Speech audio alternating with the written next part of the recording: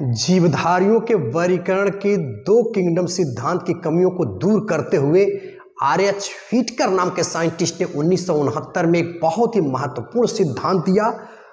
आज हम लोग उसके बारे में जानेंगे और हम जानेंगे कि यह किस बेसिस पे जो है आर.एच. व्हिटकर साहब ने समस्त जीवधारियों को 5 ग्रुप में बांट दिया। उन्हें हम जानेंगे और ट्रिकली उसको याद करने के लिए समझेंगे। और हम यह भी जानेंगे कि कौन सा बेसिस रहा, on the which basis he divided all the individual in 5 kingdom.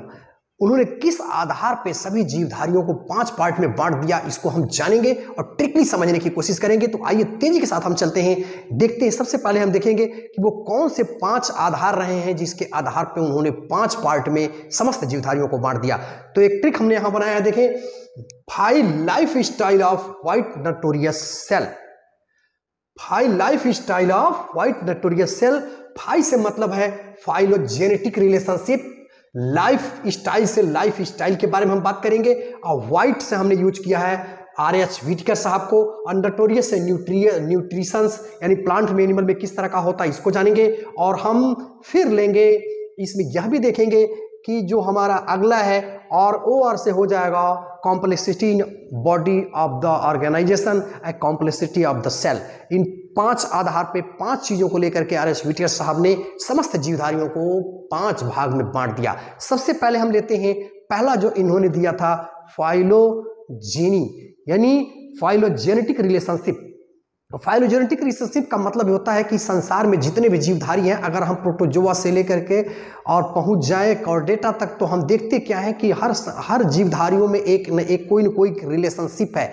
और ऐसा लगता है कि एक के बाद एक जो है बने हुए हैं। यानी सबसे पहले हम देखते हैं कि अकोष्की जो जीवधारी थे, जैसे वायरस हैं और जो सजीव और निर्जीव के बीच की कड़ी है, फिर कोशिकी जीवधारी और फिर उनसे जो है मल्टीसेलुलर ऑर्गेनिज्म का निर्माण हुआ है।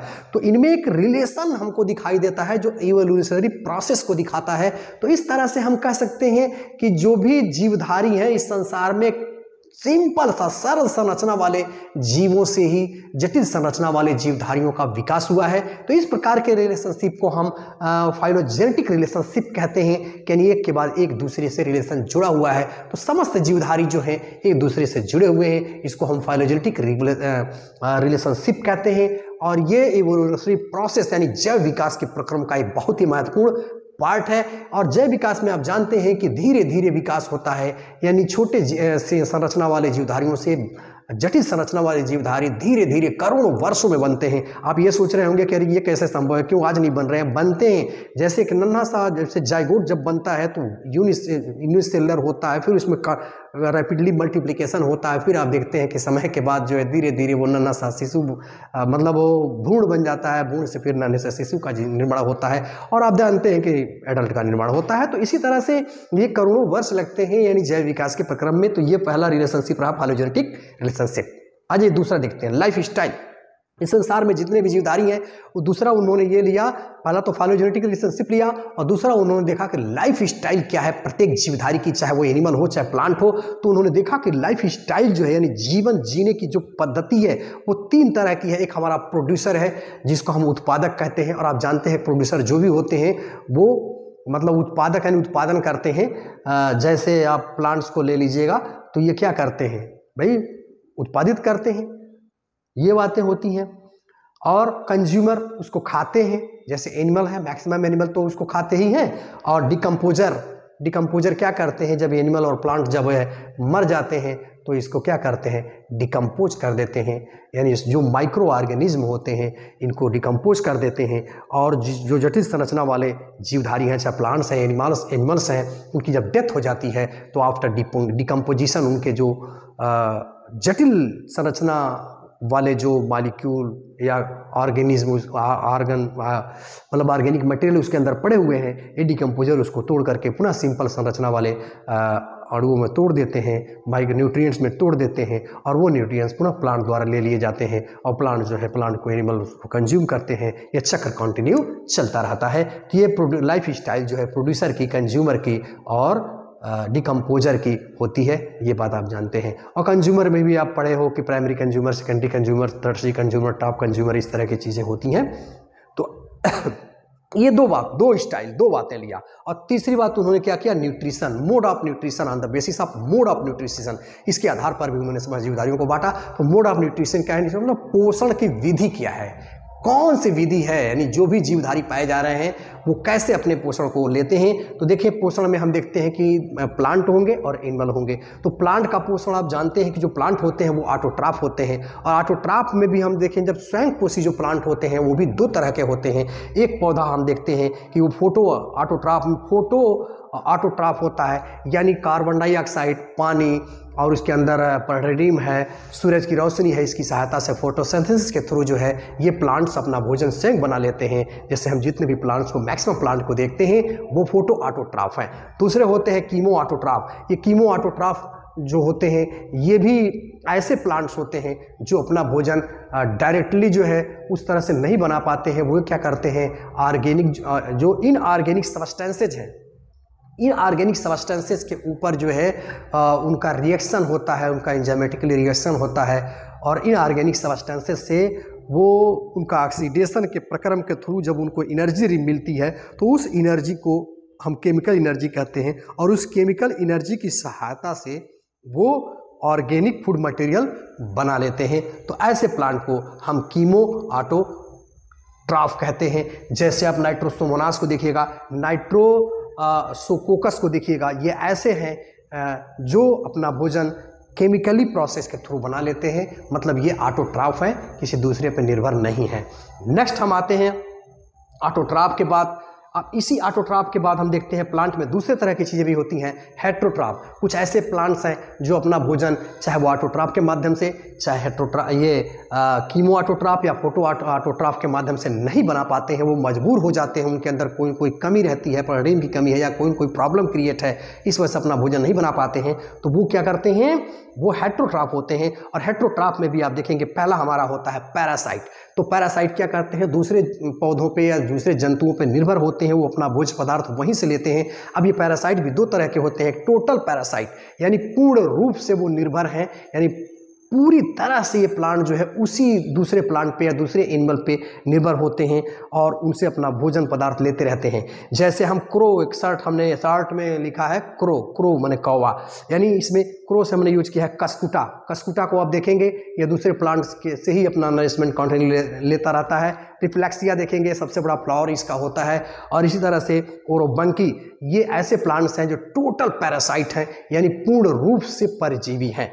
दूसरा होता है लव, से हमने यूज किया है पैरासाइट में, लव यानी पार्शियल पैरासाइट होते हैं। ये पार्शियल का मतलब होता है आंशिक पैरासाइट होते हैं। ये पैरासाइट ऐसे हैं जो अपना भोज्य पदार्थ जो है पूरा उनसे नहीं लेते हैं, सिर्फ जल खनिज लवण लेते हैं और स्वयं भोजन बनाते हैं अपना। जैसे आपने नाम सुना होगा लोरेंथस, जिसको हम बांझी कहते हैं, आम में लगता है, और वेस्कम। तो ये रहा। अब हम चलते हैं दूसरा जो है सैप्रोफाइट्स। सैप्रोफाइट्स का मतलब होता है ये ऐसे प्लांट्स होते हैं जो समल रागी होते हैं, मतलब सड़े गले चीज़ों से अपना भोजन ऑब्टेन करते हैं। जैसे बैक्टीरिया को देखिएगा, फंगस को देखिएगा, और मोनोट्रोपो नाम का प्लांट है, ये अपना भोज्य पदार्थ जो है सैप्रोफाइटिक जीवन व्यतीत करके लेते हैं। अगला हम लेते हैं सिम्बियोटिक। सिम्बियोसिस का मतलब होता है सहजीवन, यानी एक दूसरे का सहयोग करते हुए अपने जीवन को यापन करना। सबसे बेहतरीन एग्जाम्पल आप जानते हैं लाइकेन, जो सिम्बियोटिक लाइफ जीवन जीता है, एक फंगस और एल्गा का मिक्सचर होता है। इस तरह से दलहनी वाली जो फसलें होती हैं उसमें आप देखते हैं राइजोबियम लेगुमिनेसेरम, ये जो हैं, या ब्लू ग्रीन एल्गा हैं, एनाबिना स्टाक है, ये ऐसे चीज़ें हैं जो अपना भोजन मतलब लेते तो हैं लेकिन सिम्बियोटिक लाइफ जीवन व्यतीत करते हैं, यानी एक पार्टनर दूसरे पार्टनर को हेल्प करता है, उसको लाभ पहुंचाता है। तो ये रहा हमारा सिम्बियोटिक। और तीसरा है इंसेक्टिवोरस। कुछ ऐसे प्लांट्स हैं जो अपना भोज्य पदार्थ जो है इंसेक्टिवोरस की भांति, जैसे घटपर्णी, जैसे डायनिया, ड्रोसेरा, घटपर्णी या तुम्बिलता कहते हैं, ये ऐसे जो पीचर प्लांट्स हैं ये क्या करते हैं, कीड़ों को अपना पकड़ लेते हैं और उनसे उनको डाइजेस्ट कर करके और उनसे नाइट्रोजन ऑब्टेन कर लेते हैं। तो इस तरह से हेटरोट्रॉफिक न्यूट्रिशन मोड है प्लांट्स का। अब हम एनिमल से देखते हैं। एनिमल तो आप जानते हैं मैक्सिमम जो है वो हेटरोट्रॉफ होते हैं, यानी अपना भोजन जो है दूसरे पौधों से ही या एनिमल से लेते हैं। ये हेटरोट्रॉफ में जो है या कार्निवोरस हो सकते हैं, और इसी तरह से मतलब अब ये एनिमल क्या है भाई, हर्बीवोरस हो सकते हैं, हेटेरोट्रॉफ तो है ही, यानी शाक वगैरह पे अपना जीवन निर्भर करें, या कार्निवोरस हो सकते हैं, मांसाहारी हैं, दूसरे को खाते हैं, या आमनीवोरस हैं, शाक भी खा रहे हैं और मांस भी खा रहे हैं जैसे मनुष्य है। और इसी तरह से हार्बीवोरस हो गया, कार्निवोरस होगा, आमनीवोरस हो गया, और पैरासाइट भी होते हैं, जैसे आप देखते हैं कि वो बाह्य परजीवी या आंतरिक परजीवी, ये एनिमल अपना जीवन यापन करते रहते हैं। तो ये रहा मोड ऑफ न्यूट्रिशन के बेस। और तीसरा चौथा हम चलते हैं कॉम्प्लेक्सिटी इन बॉडी ऑर्गेनाइजेशन, यानी उनके बॉडी का ऑर्गेनाइजेशन कैसा है, वो यूनिसेलुलर है या मल्टी सेलुलर है, इसके आधार पर इन्होंने इसको बांटा था। और हम जानते हैं कि जैसे यूनिसेलुलर जो भी होते हैं, जैसे BAC से हमने बैक्स यूज किया है, बैक्टीरिया है, अमीबा है, क्लेमाइडोमोनास है, ये यूनिसेलुलर होते हैं। और दूसरा हमारा मल्टी सेलुलर है, जो मल्टी सेलुलर ऑर्गेनिज्म होते हैं। और पांचवा इन्होंने लिया था कॉम्प्लेक्सिटी इन सेल स्ट्रक्चर, यानी सेल के स्ट्रक्चर में क्या कॉम्प्लेक्सिटी है, वो प्रोकैरियोट है या यूकैरियोट है। और प्रोकैरियोट में आप देखते हैं कि जैसे मुनरा के जो भी मेंबर हैं वो प्रोकैरियोटिक है, और यूकैरियोट में रिमेनिंग जो क्लासेज हैं वो यूकैरियोट के अंतर्गत आते हैं। अब हम लेते हैं कि वो कैसे बांटे गए हैं। अब आइए देखते हैं कि RH व्हिटकर साहब ने 1969 में किस तरह से समस्त जीवधारियों को 5 जगत में बांट दिया। इसको शॉर्टली याद करने के लिए हमने टिक बनाया है। मनु, प्रोटेस्ट, फन, प्लान।